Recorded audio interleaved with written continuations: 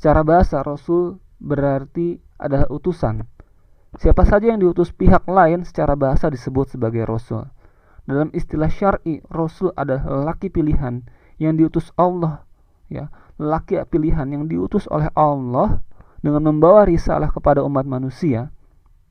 Hanya hamba pilihan saja yang Allah angkat sebagai utusannya, baik berupa malaikat maupun manusia sebagaimana difirmankan dalam surat Al-Hajj ayat 75.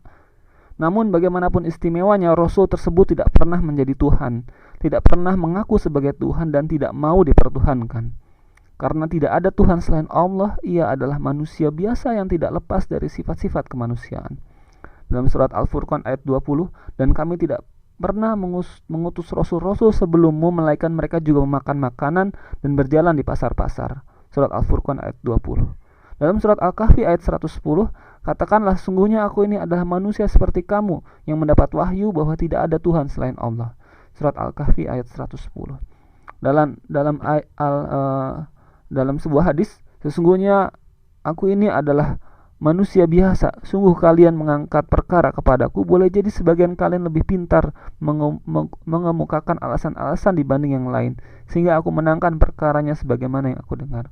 Muttafaqun alaih. Fungsi Rasul setidaknya ada dua. Yang pertama adalah membawa risalah dari Allah.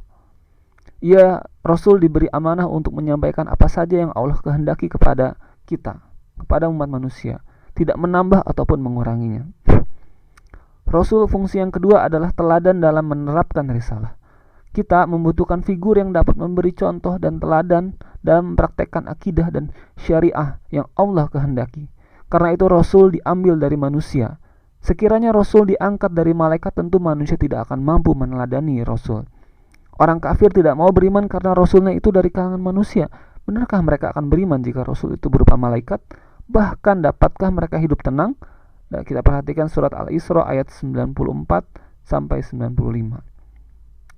Kenabian dan kerasulan adalah karunia Allah, diberikan kepada siapa saja di antara hamba-hambanya yang Allah kehendaki. Karena kedudukan yang mulia itu, maka kemudian banyak manusia yang mengklaim sebagai nabi, padahal yang telah diangkat sebagai rasul saja tidak pernah mengimpikannya. Agar tidak keliru dan sesat, harus dikenali tanda-tanda kerasulan itu. Kita harus memahami tanda-tanda kerasulan itu.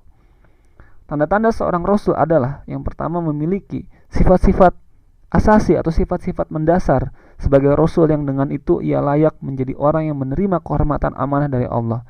Sifat-sifat itu lebih pada kredibilitas moral dan kemampuan intelektual, yaitu sidik, jujur, yaitu amanah, tablik, fatonah, yang dimana sidik artinya jujur, tablik artinya menyampaikan, amanah artinya dipercaya, fatonah artinya pintar, dan juga ada sifat-sifat pendukung lainnya.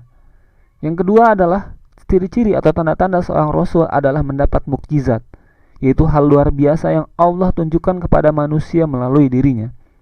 Mukjizat ini tidak diminta dan tidak dipelajari. Mukjizat terjadi atas kehendak Allah untuk menunjukkan kekuasaan Allah dan kebenaran ajarannya.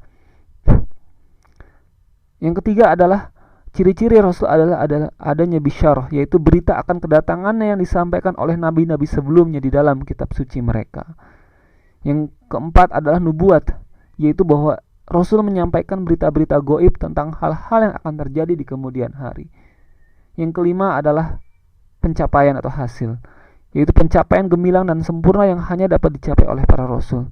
Demikian itu karena ia adalah teladan yang memberi contoh terbaik. Contoh yang diberikannya adalah keteladanan yang paling ideal.